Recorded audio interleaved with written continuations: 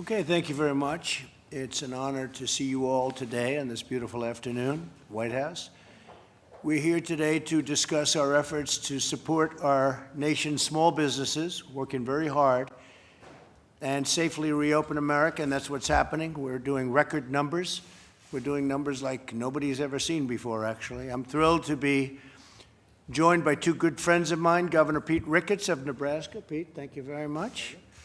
And a man that I'm going to see a little bit over the weekend, and this was really by coincidence that you happen to be here today, because it was for a different reason. It has to do with small business. Governor Kevin Stitt of Oklahoma. And we're going to be in Oklahoma, and it's a crowd like I guess nobody's seen before. We have tremendous requests for tickets, like I think probably has never happened politically before. And one of the reasons we chose your state, as you know, Kevin, was that you've done so well with the COVID. You've handled it incredibly well. We appreciate you both have, actually. You both have, so congratulations. Along with several extraordinary small business owners from their state. Also with us are Secretary of the Treasury, Stephen Mnuchin, and Small Business Administrator, Jovita. Thank you, Jovita. Very good. Small business is no longer small business, it's big business.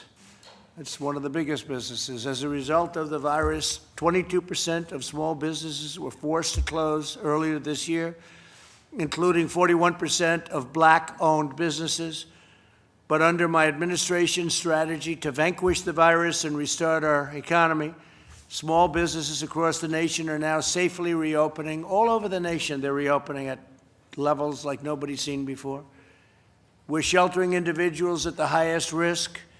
If you look at really high-risk individuals, we are really watching them and we're taking care of them. And we know what the high risk means, but largely it means older people, especially older people, senior citizens that have a tremendous, if they have a problem, if they have a heart problem, if they have diabetes, if they have any kind of a problem, they're much more susceptible. So we're all watching that very closely.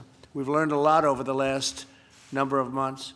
In the past 4 months, we've conducted over 25 million coronavirus tests and distributed over 1.5 billion pieces of personal protective equipment. America is better supplied and more prepared to re-enter than, I would say, just about any other place. You look at what we've done with ventilators. We're now making thousands a week of ventilators, very big, expensive, complex equipment, and we're sending them to other countries, and we're all stocked up. Our country is totally stocked up. Everybody has their ventilators, that maximum they can use, but we are sending them to other countries. The nice part, and I say it a lot because I think it's pretty amazing, when we came here, you had very few ventilators in this country, and by the time we started, not one person that needed a ventilator didn't get it. So everybody that needed a ventilator got a ventilator.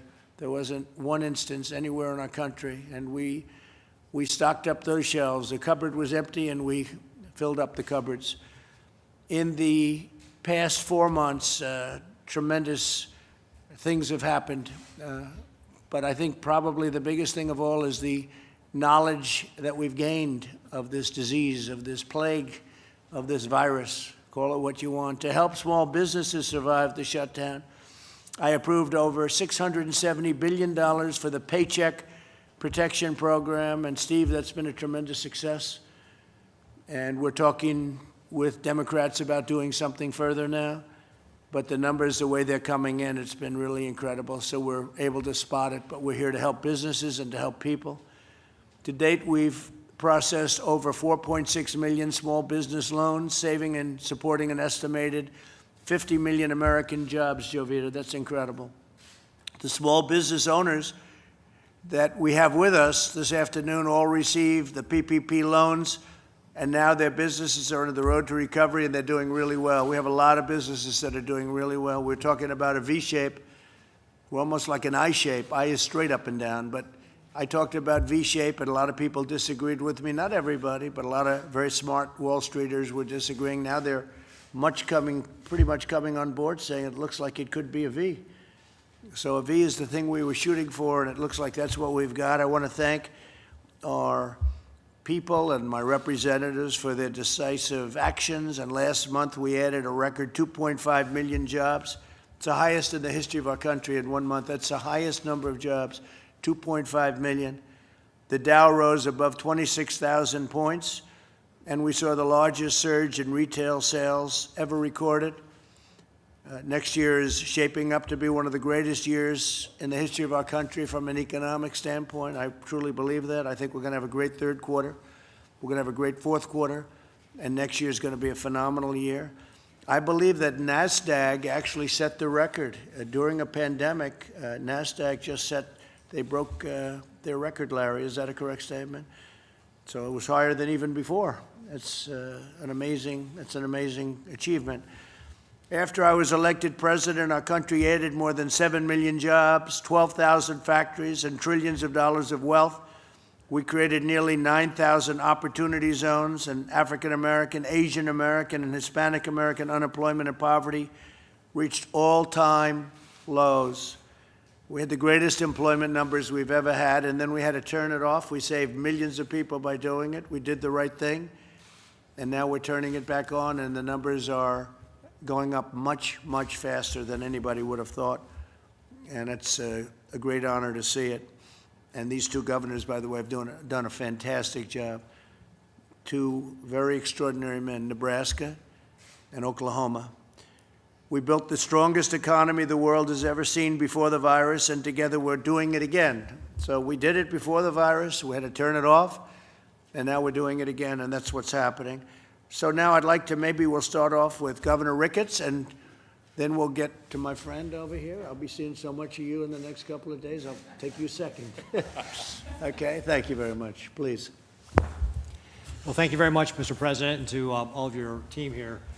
We really appreciate your effort, your leadership, and that of your teams to be able to help us through this pandemic and really give us the tools to be able to manage it. The PPP program you mentioned has been tremendously successful in Nebraska because of the great relationships our community bankers have with our small businesses. We were able to take advantage of that and really cover over 80% of our payroll. So it really was a fantastic way to be able to keep people working. We had the third lowest unemployment rate in April, and we want to keep people in their jobs. We really appreciate all the work you're doing.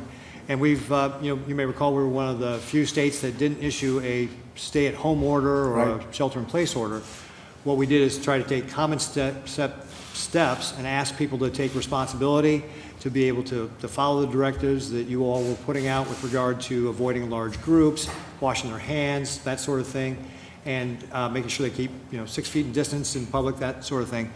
And by doing that and targeting specific higher risk businesses that we asked to shut down for a shorter period of time, we were able to stem the tide of the virus. We've actually got the lowest hospitalizations in our state right now we had since the end of April. So it's got a nice bell-shaped curve where it went up and now it's come back down. Our cases are steady and flat, and now we're just really in the mode of managing this. You put the 10-person rule in place in mid-March, and that bought us the time to be able to strengthen our contact tracing, our testing, our PPE, our quarantine space, put plans in place to help at-risk populations, and put our rules in place. And that's what gave us the opportunity to be able to manage it. So we really appreciate all that you've done, Mr. President. Thank you. Well, you've done great, and thank you very much. And how did you do with your floods? Because you had tremendous floods. We're still actually recovering from the floods from last year. So we got kind of the double whammy. Agriculture in particular has really taken a heavy hit between what happened then, last year with the flooding, and then the pandemic this year. But again, your administration has been helpful. The Phase 1 China deal, for example, gives us a great market to be able to sell things. So we really appreciate all that you're doing to help us recover through these terrible tragedies. And they are buying a lot, aren't they? Huh? They are, and that helps. That makes such a difference, Mr. President. I can't tell you. When people aren't driving, they're not using ethanol, right? Because that gets blended into our fuel supply. When our food processing facilities are impacted by coronavirus and they're slowing down, our ranchers don't have a place to take their animals. So there's a lot of impact to agriculture, and your administration has been great in working with us to be able to help them through it. That's great. Thank you very much. Thanks. Appreciate it. Governor? Well, thank you so much for having us, Mr. President. And on behalf of Oklahoma, we're so excited to have you. And like you said, I don't know if people caught that, but over 1 million people have requested tickets to come to come to this event. So it's just going to be an amazing. Oklahoma's ready for your visit. It's going to be safe, and we're really, really excited. But, you know, during this whole COVID crisis, as we've been fighting it, your administration has been having calls twice a week. The vice president have been so helpful to myself and all the other governors, listening to what our needs were and providing everything we need. So it's just been going great. And so we're one of the first states that has safely and measurably reopened. We went to phase 3 on June 1st. So we're 56 days into our reopening plan. And currently we have under 200 people in the hospital across the state of Oklahoma. And we had an uptick in the number of cases, and so the media tries to talk about that. But we knew we were going to have an increase a little bit because we're 56 days into reopening.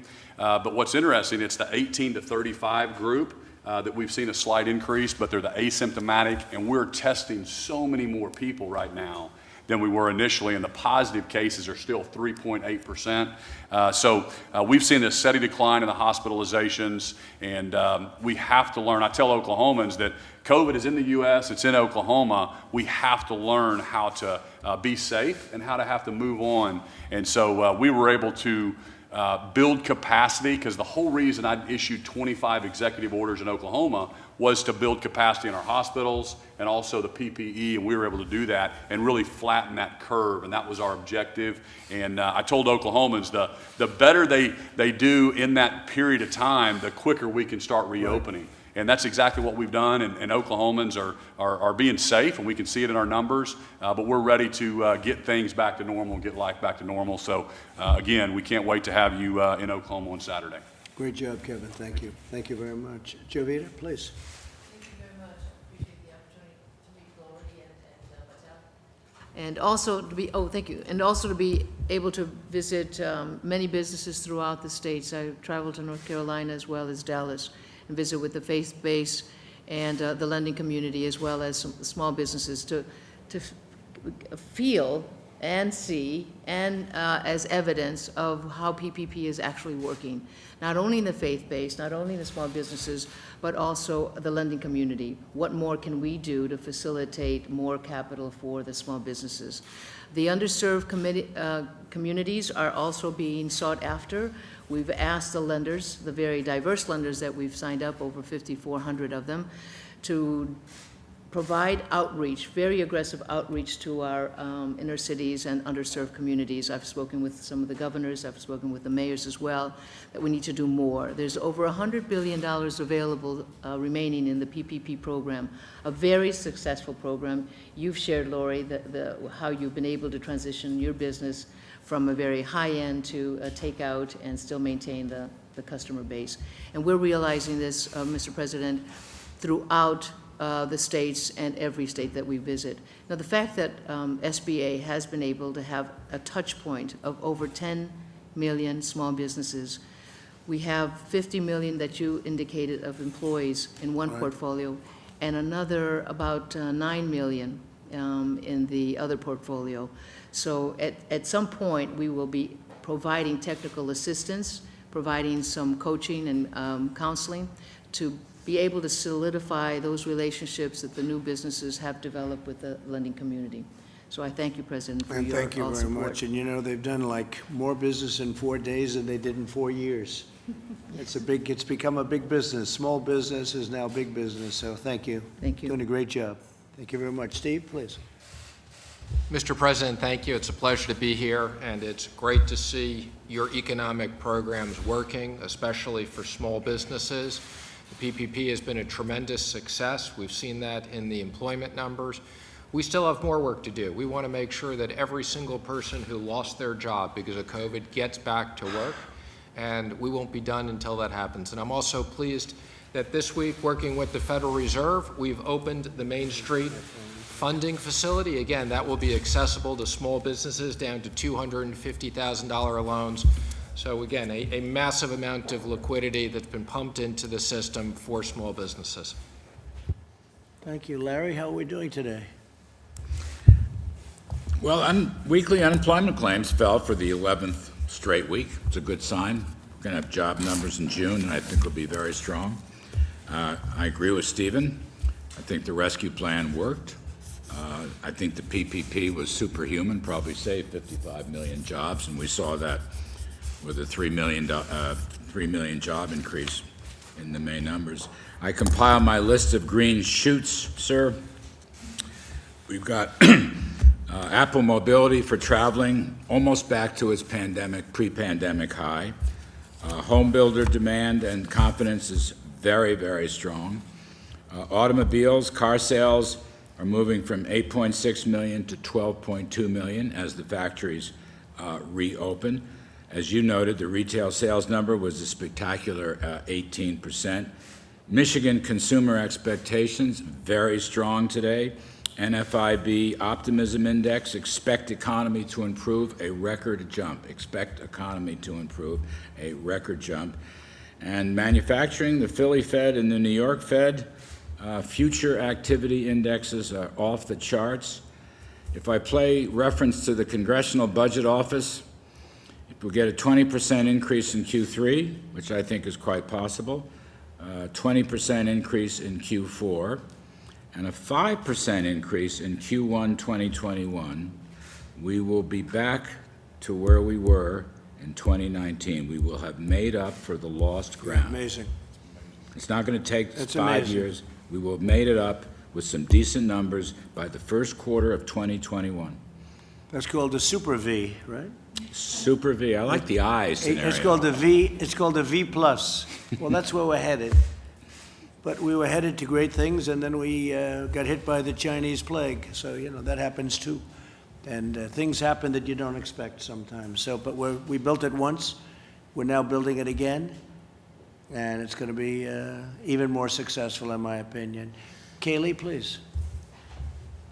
Yes, Mr. President. I would just note that the V is indeed an I, and you've described this economy like a rocket ship previously, and I think the numbers you laid out are worth reemphasizing because it's exactly that. 2.5 million jobs added, blowing past expectations. You had the experts off by about 10 million jobs. That's quite an extraordinary number to be off by. Also, the Dow above 26,000 points. You mentioned the NASDAQ setting the record. 7 million jobs, 9,000 opportunity zones. You're the jobs president. You did this once. You brought 7 million jobs, and quite clearly what the markets are saying is they have faith that you are the jobs president that will do this again. So most people have never built a positive economy. We're going to do it twice, and the second time is going to be better than the first, I think, Steve. We have a shot at it, right? Okay, please, go ahead. Yes, I'm Anthony Goins, and I'm honored to be here, Mr. President, representing the state of Nebraska. We were really focused on three things in terms of making sure that our economy stayed on track. And first, it was stabilization. So the PPP, the idle loan, gave us the liquidity injection that we needed to help us out. Debt servicing, our community banks work very closely with the small businesses to defer payments. And then we move into recovery. And when we talk about recovery, the $1.08 billion that we've received from the Treasury has been a huge help. We've broken it down into 4 programs: small business stabilization, rural broadband. We're giving $1 million for Gallup, and then we're also looking at taking workers that are in industries that are shrinking and retraining them in high-demand industries so we can put Nebraskans back to work in the right areas. Well, you mentioned rural broadband, and we're doing that very big for the Middle West and for our farmers, and that's a very big factor. And as you know, we've started the process already. Yes. And I think you're going to be very happy with that. Absolutely. Thank you Thank you, very sir. much. Appreciate it. Please. Good afternoon, Mr. President, governors, secretaries, directors, and honored guests. My name is Melissa Hegarty, and I'm proud and honored to be the invited guest of Governor Ricketts from the great state of Nebraska. I am a wife and mother to 2 young daughters, ages 9 and 11, as well as the co-owner of 4 bakeries in Nebraska and Iowa. We've been in business for 10 years and have approximately 92 employees. Early on in COVID-19, we decided not to lay off any employees, rather ask the ones that live at home with their parents to scale back on some of their hours if they can. By doing that, it would give the other employees that needed their shifts to be able to cover their rent and other expenses an opportunity to keep their hours. Most of our employees are in their early 20s, with no families to fall back on, so it was critical for us to take care of them any way we could. It was an important decision for the federal government to allow each state's governor to decide how to formulate their own plan of how to close and in turn reopen their state. Fortunately, my businesses in both Nebraska and Iowa were able to continue to serve our guests inside the bakery while practicing social distancing, sanitizing between guests, all while everyone wears a mask. We had several terrible weeks of sales leading into Easter. It was easily the scariest time of my life as a business owner, not knowing what would happen next. We did apply for and receive Paycheck Protection Program funds through our small, locally owned bank, who we've had a strong relationship with since we started back in 2010. That program has been helpful for us to continue to meet our fiduciary obligations in terms of promises to our staff, as well as paying our monthly bills. As the virus continued past Easter, we were able to increase our delivery business while adding a new service for our guests, curbside pickup. But with curbside pickup, it did come with some challenges. So increased labor would be probably the biggest effect on our bottom line. Additional employees have been added to answer the phones, and runners are needed to take orders out to the guests waiting in their car. By mid-May, sales were picking up, and we did have our best Mother's Day ever, seeing double-digit growth over last year's weekly sales. So my Nebraska bakeries have now entered phase 3, starting this upcoming Monday, of Governor Ricketts' directed health measures. We anticipate our guests' desire to celebrate all of the life's events they missed over the past 3 months. New babies, birthdays, anniversaries, retirements, with our ultimate hope that it will transfer into a much busier summer than we normally would have. I want to thank you for inviting me to be a part of this important discussion. Thank you very I'm much. honored. Great job. Thank you very much. Thanks. Please. Thank you, Mr. President. I am honored. Thank you. I'll start over. Thank you, Mr. President. I'm honored to be here representing small independent restaurant industry and the great state of Oklahoma. Thank you for inviting me. I am a small independent restaurant owner. I own and operate Stella Modern Italian Cuisine in Oklahoma City. My restaurant celebrated 10 years in business in April. Prior to COVID-19, I employed 30 people in the restaurant. When restaurants were closed for inside dining, I was forced to furlough some very dedicated and loyal employees for the first time ever. Since I did receive the PPP financial assistance, I was able to offer all of our staff their jobs back, and all but 3 returned. I want to thank you and Governor Stitt for working so hard for our economy and helping us reopen in a responsible and systematic way. Our industry worked very closely with Governor Stitt and the Health Department of Oklahoma on guidelines to reopen with a phased approach. It has been good to get back to work and to be able to serve our guests. Under the guidelines we adopted in Oklahoma, we are using data-driven points to ensure we are reopening our restaurants and economy in a safe and an efficient manner. In reopening, our number one goal has been to keep our customers safe as well as our employees. We know there's work to be done to create a sense of confidence in our diners as well as our employees and help people feel good about dining out again. We are diligently following all the guidelines on using PPE for our employees, doubling our sanitation practice, and encouraging our customers to follow the suggested guidelines for social distancing.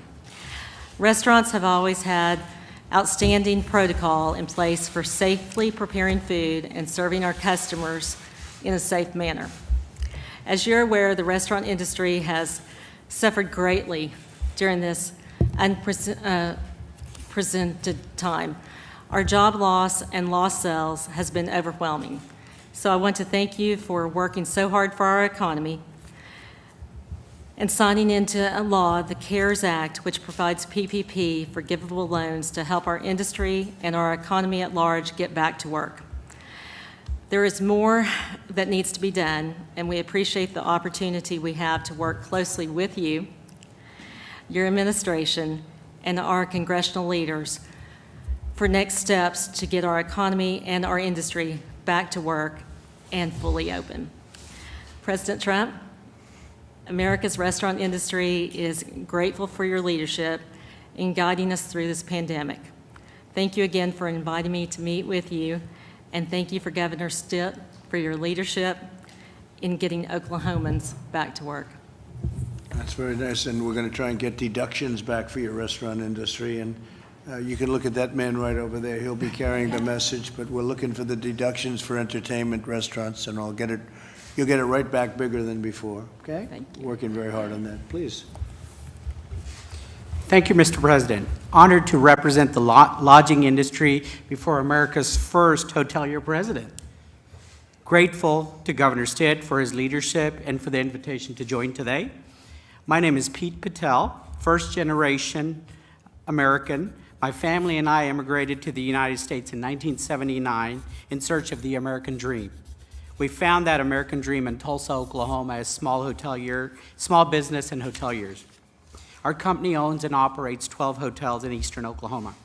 The current crisis, lodging was the first to suffer because of shelter in place.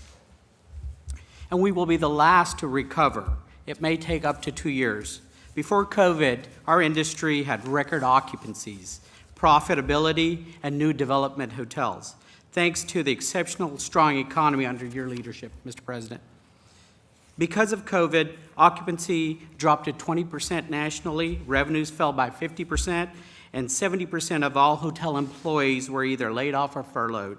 For the first time in my career, we were forced to lay off employees, and that was the most gut-wrenching experience that we've had. The Payroll Protection Program was a lifeline to our industry to help America's small businesses and our employees. The best thing for our business is that our economy opens. Grateful to Oklahoma Governor for his systematic, data-driven approach to leading our state back to opening.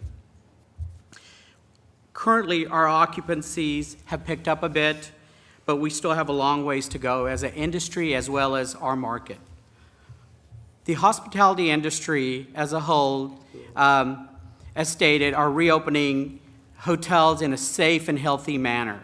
The industry has implemented what's called safe stay standards, sanitization, PPE use, social distancing, things like limiting buffets, and using grab-and-go prepackaged items. Swimming pools and gyms are limited with appointments for use.